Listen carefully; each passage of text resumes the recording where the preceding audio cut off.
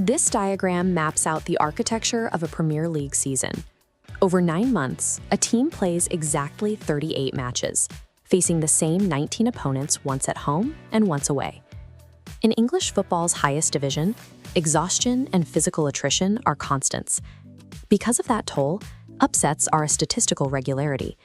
Dropping points is considered an unavoidable reality for every club in the league. Arsenal's manager, Arsène Wenger, operated on a different logic. He publicly stated his belief a team could navigate an entire season without a single defeat. His squads of the late 90s had come close, putting together a 58-match unbeaten run across different seasons. Still, no club had ever maintained that level of perfection within the strict boundaries of one distinct 38-game campaign. The 2003-2004 season opened on August 16th with a 2-1 victory over Everton. At the time, it looked like a routine start to a long year. While standard, it marked the first step in a 38-match sequence that no modern club had ever completed without failing at least once. Navigating 38 top-flight matches without a loss is rarely a byproduct of good luck. It requires a tactical system with built-in fail-safes to handle the inevitable bad days. That system relied on a rigid defensive spine. In goal, Jens Lehmann provided an intense vocal presence behind the physical strength of centre-back Sol Campbell. Ashley Cole locked down the left flank, while Gilberto Silva anchored the midfield to protect the back four. This allowed their captain, Patrick Vieira, to drive the team's momentum forward into the attacking third. But the key to the entire machine was the striker, Thierry Henry. Wenger had converted him from a wide player into a central striker who combined a sprinter's acceleration with the spatial intelligence of a playmaker. Within the streak, Henry acted as a safeguard. When the team's performance dipped, he could score from nearly any position, turning potential defeats into draws or draws into wins. This unique combination of defensive stability and individual attacking genius was the formula Wenger used to combat 9 months of league attrition. Arsenal built momentum through the autumn, securing key results like a win over Inter Milan and a victory against Manchester United at Old Trafford. This timeline tracks the volume of matches survived. As nodes filled through winter, an unbeaten season looked realistic. By spring, pressure shifted. Rivals like Chelsea, Manchester United, and Liverpool weren't just playing for points. They actively tried to break the streak. Match 34 took place on April 25, 2004, away at White Hart Lane. Arsenal needed only a single point against their rivals, Tottenham Hotspur, to mathematically clinch the league. The game ended in a 2-2 draw. With 4 games still left on the schedule, Arsenal were officially a Premier League champions. Securing the title early created a unique challenge. The team had already won the trophy, yet they still had to find the motivation to play 4 more high-intensity matches to protect their unbeaten record. Winning the hardware was the primary objective, but maintaining focus when the prize was already safe was the final test of the streak. Look at the final metrics. Over 38 matches, they recorded 26 wins, 12 draws, and 0 losses. They scored 73 times while conceding just 26. The individual honors followed the team's success, with Thierry Henry scoring 30 league goals and winning both major Player of the Year awards. To mark the achievement, the league commissioned a unique, solid gold version of the Premier League trophy to forever distinguish the Invincibles from every other champion. In the years since, the influx of capital into the league has widened the field of high-quality clubs. Today, the margins at the top are thinner, making it harder for any single team to dominate for 9 straight months. As the league's overall quality increases, this 38-match run looks less like a standard record and more like a mathematical anomaly. It remains the only time a team has navigated the entire gauntlet without falling once.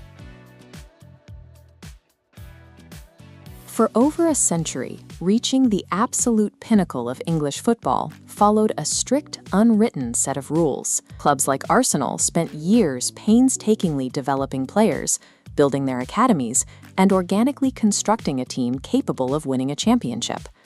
On June 2, 2003, that slow, methodical process was bypassed. Chelsea Football Club was purchased outright for £140 million. The buyer was Roman Abramovich. He was 36 years old, and following the collapse of the Soviet Union, he had amassed massive personal wealth in the Russian oil and aluminum industries. Abramovich viewed the acquisition as a hobby, prioritizing personal interest over the civic investment or long-term community development common to the era. This raised an immediate question across the sport. Could an individual simply skip the traditional club building process and buy a direct path to a title?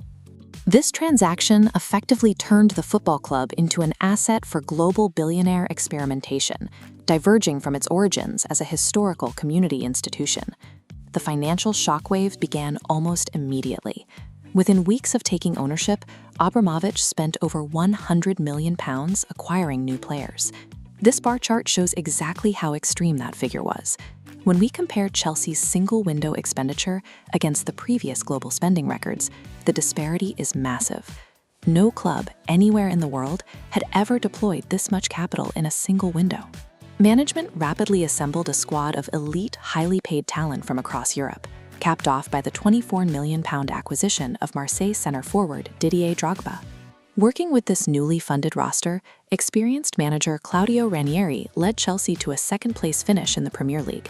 By any traditional metric, finishing second in England is a major achievement. But Abramovich immediately fired him.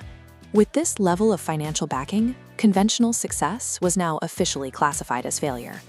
Abramovich artificially inflated the baseline cost of competing, simultaneously lowering the threshold for executive patience. To execute his vision, Abramovich hired 41-year-old José Mourinho in June 2004. Mourinho arrived from Porto with total self-assurance, fresh off winning the Champions League. He established immediate psychological dominance. In his very first press conference, he confidently looked at the media and declared himself the special one. On the pitch, Mourinho engineered a distinct tactical identity. His teams defended from a position of organized strength, and when they won the ball back, they attacked in rapid, precise transitions. At the core of this defensive unit was John Terry, a center-back who organized the pitch with a level of authority that drew comparisons to the game's greatest defenders. In the midfield, Frank Lampard played a unique role. Operating as a box-to-box midfielder, he arrived in the penalty area with such reliability that he consistently delivered 20-goal seasons, an output usually reserved for elite strikers. This graph tracks their 2004-2005 trajectory, rising above historical averages to secure back-to-back titles with a record 95 points. Beneath this, an area graph shows goals allowed, just 15 goals in 38 games. It remains the lowest mark in league history. This squad manifested the capital used to build it. They were relentless, mechanically efficient, and engineered to eradicate losing entirely. The Mourinho era ended abruptly in September 2007, following a behind-the-scenes falling out with Abramovich. Mourinho managed the club for exactly 3 years. Yet the financial strategy deployed during that window sent permanent structural shockwaves through the sporting economy.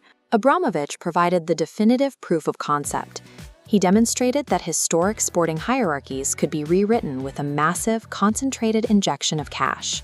This success provided a blueprint for modern football. Recognizing that titles could be purchased, sovereign wealth funds and global oligarchs began using this same model to enter the sport. Roman Abramovich's initial purchase started as a private hobby, but it removed the economic boundaries that had governed football for a century, establishing the modern, ultra-capitalist model of global sports. In May 2013, Sir Alex Ferguson called a press conference and announced his retirement after 27 years in charge. This timeline maps his 27 years at the club. By the time he finished, he had turned a sleeping giant into the most successful team in the history of English football, with 13 Premier League titles and 2 Champions League trophies. The change was immediate. David Moyes, the successor Ferguson chose himself, was dismissed within 10 months as the team's performance on the pitch fell away. Louis van Gaal came in and lasted 2 seasons. José Mourinho arrived with a track record of guaranteed trophies across Europe, and eventually he was out too. The team slipped from consistent title contenders to a squad fighting just to finish in the top 4. Why did the league's dominant force lose its ability to compete for titles so quickly? To understand how the club reached its peak before the fall, we have to look at the 2006 to 2013 last stand. the era where Ferguson faced his greatest challenges and still found a way to win. The catalyst for this era arrived with Roman Abramovich. He bought Chelsea and introduced a model of spending whatever it took to win immediately. Ferguson had spent his career building Manchester United on calculated transfer investments and youth development. Facing an opponent with unlimited resources running a massive deficit went against everything he believed in. His countermove started in August 2003. He signed an 18-year-old Portuguese winger named Cristiano Ronaldo. At the time, Ronaldo was skinny, prone to taking one touch too many, and often prioritized looking good over actually winning. Ferguson spent the next several years challenging and demanding efficiency from him. By 2007, Ronaldo had added muscle, simplified his decision-making, and learned exactly when to beat a defender and when to pass. The result was the 2007-08 season, where Ronaldo scored 42 goals across all competitions. That output earned him his first Ballon d'Or, world football's top individual prize, at just 23 years old. That same year, Manchester United met Chelsea in the Champions League final in Moscow. It was the two dominant models of English football, clashing for the biggest club trophy in the world. The match was decided by a single penalty save from United's goalkeeper, Edwin van der Sar, against Nicolas Anelka. That victory proved Ferguson could systematically build an individual weapon capable of countering unlimited financial power. But in the summer of 2009, Real Madrid paid a world record £80 million to bring Ronaldo to Spain. This created a dilemma. It is impossible to go into the transfer market and buy a like-for-like replacement for the best player in the world. Instead of trying to find another Ronaldo, Ferguson changed the way the team won. He began elevating the assets he already had. Wayne Rooney adapted his game to become one of the most versatile and complete forwards United had ever used. The final piece arrived in the summer of 2012. Ferguson signed Robin van Persie from Arsenal, who immediately delivered 26 league goals in his debut season and secured the title. The strategy worked. Even after losing their best player, United won the league in the 2008-09, 2010-11, and 2012-13 seasons. Ferguson had constructed a system that no longer required a superstar to function. It relied on collective efficiency and constant adaptation. This chart shows the final standings of the 2012-13 season. Manchester United finished 11 points clear of Manchester City at the top of the table. They achieved that margin without Ronaldo, and without prime versions of club legends like Paul Scholes or Roy Keane. Winning by such a wide gap with that specific squad shows that United's strength wasn't just about a tactical formation or a transfer budget. The system that won this title was built on ruthless pragmatism, unparalleled man management, and a winning mentality that Ferguson had instilled into the very walls of Old Trafford. This is why the decade of failure that followed wasn't simply a matter of hiring the wrong coaches. The club's structure had been masking a severe vulnerability. They were relying entirely on the genius of one man to outmaneuver the financial realities of modern football. Sir Alex Ferguson was the foundation of the club's success, and when he retired in 2013, the institution's ability to win titles left with him. Welcome to Football HQ, where every football question is answered.